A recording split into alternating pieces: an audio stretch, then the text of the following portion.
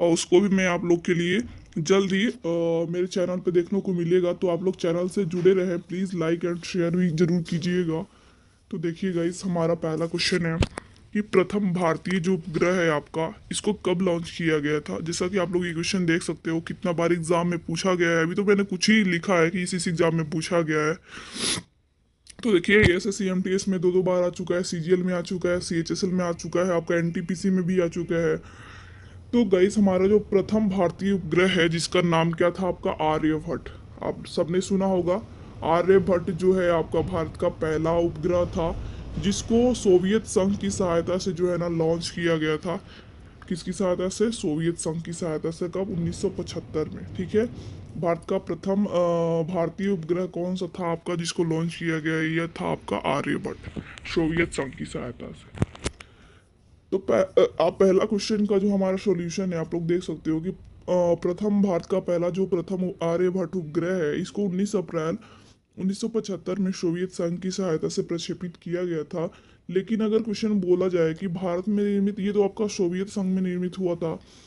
लेकिन ऐसा क्वेश्चन पूछा जाए कि भारत में टोटली जो है ना स्वनिर्मित उपग्रह कौन सा है, तो ये आपका रोहिणी हो जाएगा। ठीक है, रोहिणी, जिसको 1979 में लॉन्च किया गया था। नेक्स्ट है आपका, मानव शरीर में कुल कितनी हड्डियां होती हैं। सॉरी, मानव सिर में बोल रहा है कि मानव सिर में टोटल जो होता है कितना हड्डी होता है। ये क्वेश्चन बहुत बार एग्जाम में आ चुका है, तो ध्यान दीजिएगा। तो मानव सिर में जो है ना टोटल 29 हड्डियां होती है। 14 तो हमारे फेस में होते हैं, 14 हड्डी हमारे फेस में होते हैं, 6 हमारे कान में होते हैं। ठीक है। और खोपड़ी में जो होते हैं ना 8 हड्डी होते हैं, और एक जो हड्डी होता है ये हमारे गर्दन में होता है, याद रखिएगा। ये वाला पॉइंट जो है ना, इसको आप लोग स्क्रीनशॉट ले लो, काफी इंपॉर्टेंट है। 8 हड्डी आपका खोपड़ी में होता है, 14 चेहरे में होता है, 6 हमारे कान में होता है, एक कान में 3 हड्डी होता है, याद रखिएगा। दोनों कान को मिलाकर 6 हड्डी होता है। और एक जो बोन होता है हमारे गर्दन में होते हैं। यहाँ से क्वेश्चन जो है ना अक्सर एग्जाम में क्वेश्चन पूछे जाते हैं, तो ये वाला पॉइंट आप लोग नोट कर लीजिएगा। चलिए, नेक्स्ट है आपका, संविधान का दिल किसे कहते हैं। या फिर क्वेश्चन आपसे पूछे कि संविधान का हृदय और महात्मा किसे कहते हैं, तो दोनों दोनों टाइप से आप लोग क्वेश्चन याद रखिएगा, संविधान का दिल या संविधान का हृदय और आत्मा। तो ये कहते हैं संवैधानिक उपचारों का अधिकार, यानी कि आर्टिकल 32, इसको बोलते हैं बाबा साहेब का और हृदय और महात्मा। ठीक है, आर्टिकल 32 को, यानी संवैधानिक उपचारों के अधिकार। चलिए, इसका सॉल्यूशन देखते हैं। तो आप लोग देख सकते हो कि बाबा साहेब भीमराव अम्बेडकर के द्वारा आर्टिकल 32 को संविधान की आत्मा कहा गया है, या फिर संविधान की दिल कहा गया है। मौलिक अधिकारों की अवहेलना करने पर कोई भी व्यक्ति न्यायालय जा सकता है, और न्यायालय द्वारा उसके लिए 5 तरह के रिट जारी कर सकता है। तो गाइज, कई बार ये क्वेश्चन पूछा गया है कि 5 तरह का रिट कौन कौन सा होता है जो उच्च न्यायालय के द्वारा जारी किया जाता है। तो उसको भी हम लोग देखेंगे, यहाँ से क्वेश्चन अक्सर पूछे जाते हैं, तो ध्यान दीजिएगा। वो 5 तरह के आपके रिट हैं: बंदी प्रत्यक्षीकरण, उत्प्रेषण, परमादेश, प्रतिषेध, अधिकार परीक्ष। ये पांचों तरह के रिट आप लोग नोट कर लीजिएगा, यहाँ से क्वेश्चन बनते ही बनते हैं। अगर एग्जामिनर जो है ना आपके इसमें से कोई 3 उठा लेगा, एक और अलग सा ऑप्शन ले लेगा, बताएगा कि बताइए कि उच्च न्यायालय द्वारा जो रीट जारी किया जाता है उनमें से कौन सा इसमें नहीं है। तो आपको ऐसे अगर आप लोग याद रहेंगे, तभी तो आप लोग क्वेश्चन कर पाओगे। तो पांचों तरह का जो रीट है आप लोग याद कर लीजिएगा। अब बात की जाए कि मौलिक अधिकार हमारे कितने होते हैं, तो मौलिक अधिकार कितने हैं अभी वर्तमान में? 6 हैं। और मौलिक कर्तव्यों की संख्या 11, याद रखिएगा। और मौलिक अधिकार हमारे कहाँ से लिए गए हैं? आपके अमेरिका से। एंड मौलिक कर्तव्य आपका रूस से लिया गया है। चलिए, मेघदूत पुस्तक के रचयिता कौन है? तो सभी को पता है, मेघदूत, कुमार संभवम, ये सारे जितने भी बड़े बड़े अटपटे नाम होते हैं ना, ये सभी आपके कालिदास के पुस्तक होते हैं। कालिदास, मेघदूत, शकुंतलम, आपके कुमार संभवम, ये सभी कालिदास के पुस्तक है, याद रखिएगा। देखिए, कालिदास के जो पुस्तक है, मेघदूत, कुमार संभवम, रघुवंशम, ऋतुसंहार, अभिज्ञान शकुंतलम, मित्रम, विक्रम वर्षी आदि जो पुस्तक है आपके कालिदास द्वारा लिखी गई है, ये सभी संस्कृत के नाम है, आप लोग देख सकते हो। तो काफी अटपटे से जितने भी आपके नाम लगते हैं संस्कृत में बड़े बड़े, वो सभी कालिदास के पुस्तक होते हैं। नेक्स्ट है आपका बारूद के आविष्कार कौन कौन थे। तो गाइज देखिए, आपका SSC CPO, SSC CGL, SSC CHSL बहुत बार पूछा गया है कि बारूद के आविष्कारक कौन थे। रोजर बैकॉन, राइट आंसर आपका सेकंड हो जाएगा। रोजर बैकॉन जो है ना, बारूद के आविष्कारक थे। नेक्स्ट है आप लोग देखिए, हरित क्रांति का उद्देश्य निम्नलिखित में से क्या था। ये आ चुका है आपका। तो हरित क्रांति जो है भारत में कब आई थी? 1970 के दशक में आई थी, यानी कि 1968 में आपकी हरित क्रांति भारत में आई थी। 1967-68 में, एग्जैक्ट डेट भी कभी कभी पूछ लिया जाता है, ठीक है, याद रखिएगा। तो हरित क्रांति के जनक किसको बोलते हैं? नॉर्मन बोरलॉग, सभी को पता है, नॉर्मन बोरलॉग को बोलते हैं हरित क्रांति के जनक। तो हरित क्रांति का जो उद्देश्य है ये क्या था? तो कृषि उत्पादकता को बढ़ाना, ठीक है। ऑब्वियसली ये जो है कृषि के लिए आया था हरित क्रांति, तो कृषि उत्पादकता को बढ़ाने के लिए आया था। राइट आंसर आपका क्या हो जाएगा? Option A. नेक्स्ट है आपका, राज्य के नीति निर्देशक सिद्धांत किस देश के संविधान से लिए गए हैं? तो देखिए, हमारे जो नीति निर्देशक सिद्धांत है किस देश के संविधान से लिए गए हैं? आपके आयरलैंड से लिए गए हैं। राइट आंसर क्या हो जाएगा आपका? Option second. अमेरिका से क्या क्या लिया गया है? न्यायिक प्रक्रिया लिया गया है, आपका मौलिक अधिकार लिया गया है, ठीक है, याद रखिएगा। साउथ अफ्रीका से संविधान में संशोधन लिया गया है।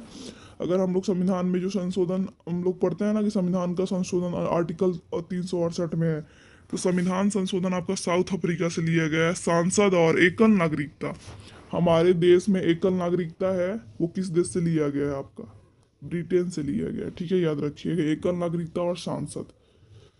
बात की जाए कि डीपीएसपी यानी कि राज्य के नीति निर्देशक सिद्धांत जो है कौन से भाग में आपका पड़ता है? तो भाग 4 में पड़ता है, और आर्टिकल बोले तो 36 से 51, ठीक है। आर्टिकल बोले तो 36 से 51, और संविधान के भाग बोले तो 4, ठीक है। नेक्स्ट है आपका देखिए कि शिवाजी के गुरु कौन थे। तो देखिए, शिवाजी के जो गुरु थे ये कौन थे? रामदास। राइट आंसर आपका 3 हो जाएगा, रामदास। शिवाजी के आध्यात्मिक जो गुरु थे वो आपके कौन थे? रामदास। जबकि राजनीतिक गुरु कौन थे? कोंडदेव। दोनों आप लोग याद रखिएगा। शिवाजी के आध्यात्मिक जो गुरु हैं ये रामदास थे, जबकि राजनीतिक गुरु दादा कोंडदेव थे।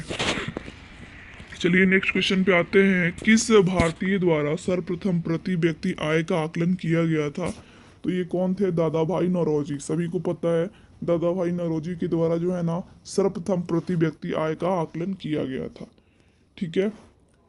तो देख सकते हो आप लोग, दादा भाई नौरोजी जो है ना आपके पहले भारतीय थे जिन्होंने 1876 में आपका प्रति व्यक्ति आय का आकलन किया था। उनकी एक पुस्तक बहुत फेमस है जो कि काफ़ी बार एग्जाम में पूछा गया है, poverty and un British rule in India. ये आप लोग याद रखिएगा, इसमें आपका लिखा गया poverty and un British rule in India. पुस्तक के लेखक कौन है?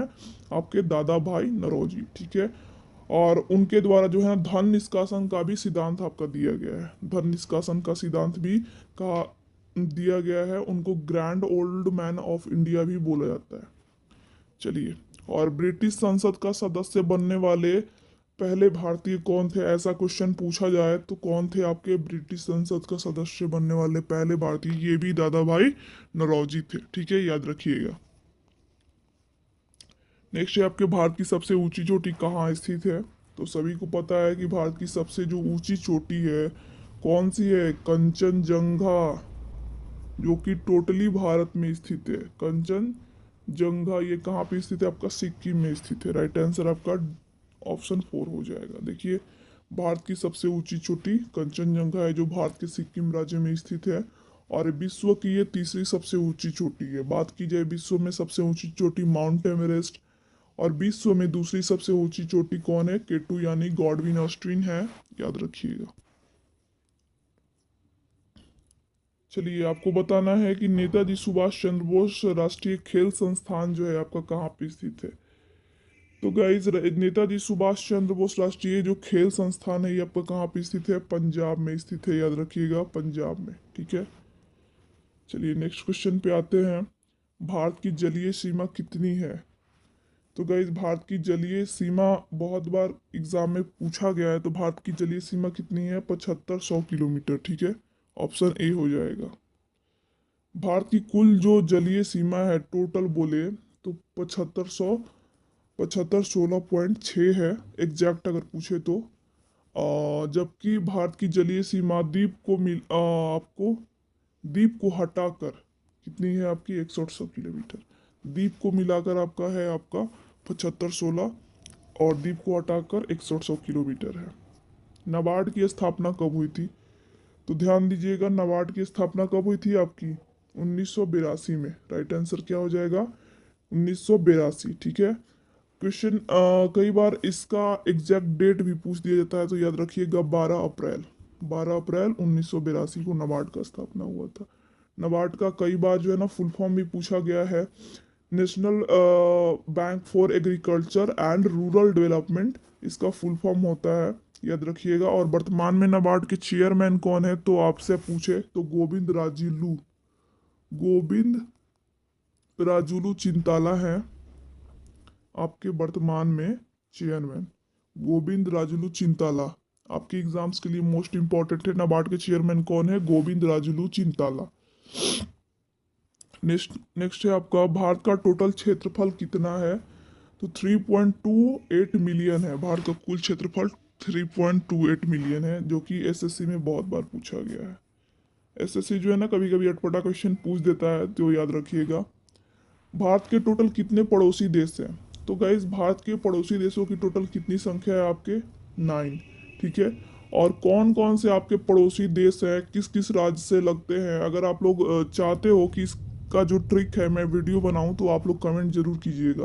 क्योंकि भारत का पड़ोसी देश जो है ना आपका एसएससी जीडी के सिलेबस में साफ लिखा है, भारत एवं उसके पड़ोसी देश से आपका क्वेश्चन आएगा ही आएगा। तो टोटल पड़ोसी देशों की संख्या कितनी है? 9 है। यहाँ पे मैप पे आप लोग देख सकते हो।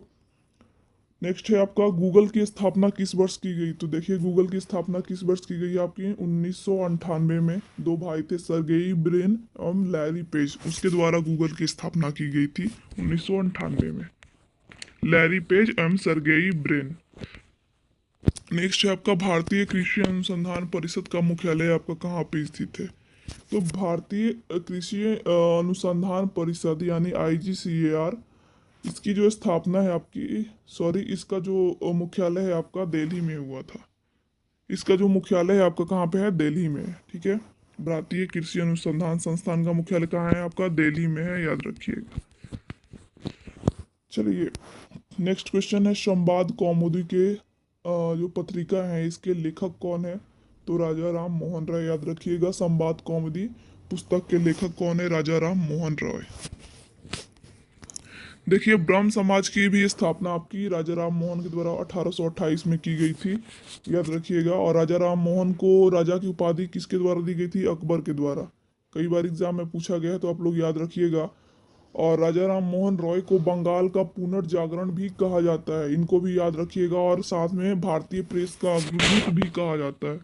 तो ये सारे जितने भी फैक्ट्स है आप लोग याद रखिएगा। भारतीय प्रेस का अग्रदूत बोले, बंगाल का पुनर्जागरण बोले, तो कौन हो जाएंगे आपके? राजा राम मोहन रॉय। और राजा राम मोहन रॉय को राजा की उपाधि किसके द्वारा दी गई? अकबर के द्वारा। और ब्रह्म समाज की स्थापना 1828 में इनके द्वारा की गई। साथ में संवाद कौमुदी के ये संपादक भी थे, जो कोई एक पत्रिका थी। नेक्स्ट है आपकी भारतीय राष्ट्रीय कांग्रेस की स्थापना कब की गई? तो डेट सहित पूछा जाता है। 28 दिसंबर 1885 में भारतीय राष्ट्रीय कांग्रेस की स्थापना की गई। इसका मुख्यालय आपका कहाँ पे है? मुख्यालय में वही पहला जो सेशन हुआ था आपका ये कहाँ पे हुआ था? मुंबई में। ठीक है। 28 दिसंबर 1885 को भारतीय राष्ट्रीय कांग्रेस की स्थापना आपकी मुंबई में की गई थी। और पहले सेशन के अध्यक्ष कौन थे? WC बनर्जी, भूमेश चंद्र बनर्जी। आप लोग के लिए टास्क है, बताइए कि कांग्रेस सेशन के सबसे ज्यादा जो है ये बताइएगा कि भारतीय कांग्रेस की जो है ना सरोजनी नायडू कब अध्यक्ष बनी थी? भारतीय राष्ट्रीय कांग्रेस की जो है अध्यक्ष जो है आपकी सरोजनी नायडू, ये कौन से सेशन में बनी थी? आप लोग ये कमेंट करके बताइएगा। नेक्स्ट है आपके मोनालिसा की जो प्रसिद्ध पेंटिंग है ये किसके द्वारा बनाई गई थी? तो ये आपकी लियोनार्डो द विंची के द्वारा बनाई गई है। आपकी मोनालिसा की प्रसिद्ध पेंटिंग लियोनार्डो द विंची। ठीक है। लियोनार्डो द विंची के द्वारा बनाई गई थी, याद रखिएगा। नेक्स्ट है आपका विटामिन डी का रासायनिक नाम क्या है? तो गाइस विटामिन डी का जो है ना रासायनिक नाम क्या है आपका? कैल्सीफेरॉल। ठीक है, कैल्सीफेरॉल है, आपको लोग याद रखिएगा। जितने भी आपके विटामिन है उसका आप लोग एक बार देख लीजिएगा कि क्या क्या नेम है। नेक्स्ट है आपका मीनाक्षी मंदिर कहाँ पे है? तो गाइस मीनाक्षी जो मंदिर है ये कहाँ पे पड़ता है? मदुरई। ठीक है, मदुरई। मदुरई कहाँ पे है आपका? तमिलनाडु में पड़ता है। ठीक है, याद रखिएगा, तमिलनाडु। तमिलनाडु में आपका मीनाक्षी मंदिर स्थित है, ऑप्शन सी। देखिए मदुरई में आपका स्थित है तमिलनाडु, और में जो प्रसिद्ध मंदिर है आपका मीनाक्षी मंदिर। साथ में अगर पूछे महाबलीपुरम जो मंदिर है ये भी आपका कहाँ पे स्थित है? तमिलनाडु में।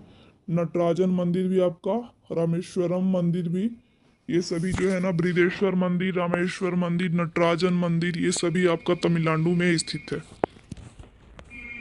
नेक्स्ट है आपका शांति काल में सर्वोच्च वीरता पुरस्कार निम्नलिखित में से कौन सा है? तो गाइस दो टाइप से क्वेश्चन पूछा जाता है, एक तो आपका शांति काल में, एक युद्ध काल में। तो शांति काल में सर्वोच्च वीरता पुरस्कार जो होता है आपका वो अशोक चक्र होता है। साथ में युद्ध क्षेत्र में सर्वोच्च वीरता पुरस्कार जो है ये परमवीर चक्र होता है युद्ध क्षेत्र में। ठीक है, याद रखिएगा, देख सकते हो आप लोग। नेक्स्ट है आपका उपराष्ट्रपति जो है ना, ये पूछे या फिर उपराष्ट्रपति किस सभा का अध्यक्ष होता है या फिर किस पद का अध्यक्ष होता है? तो दोनों टाइप से क्वेश्चन आ सकता है। तो उपराष्ट्रपति जो है ना आपके राज्यसभा के अध्यक्ष होते हैं। राइट आंसर क्या हो जाएगा आपके? Option B. अभी आप लोग बताइएगा कि उपराष्ट्रपति अभी वर्तमान में कौन है? नेक्स्ट है आपका काजीरंगा नेशनल पार्क किसके लिए प्रसिद्ध है? तो गाइस काजीरंगा जो नेशनल पार्क है एक सिंग वाले गैंडे के लिए प्रसिद्ध है, और यह है कहाँ पे? आपके असम में पड़ते हैं। अब पड़ता है आपका काजीरंगा नेशनल पार्क। असम में एक और नेशनल पार्क पड़ता है मानस नेशनल पार्क, और काजीरंगा और मानस दोनों कहाँ पे? आपका असम में। काजीरंगा जो नेशनल पार्क है ये भारत का सबसे पुराना पार्क है, और इसका पहले नाम जो था ना हेली नेशनल पार्क था। तो ये भी एग्जाम में पूछा जाता है कि हेली नेशनल पार्क जो है किस पार्क का पुराना नाम था? तो काजीरंगा नेशनल पार्क का पुराना नाम था, याद रखिएगा, जो कि एक सिंग वाले गेंडे के लिए प्रसिद्ध है।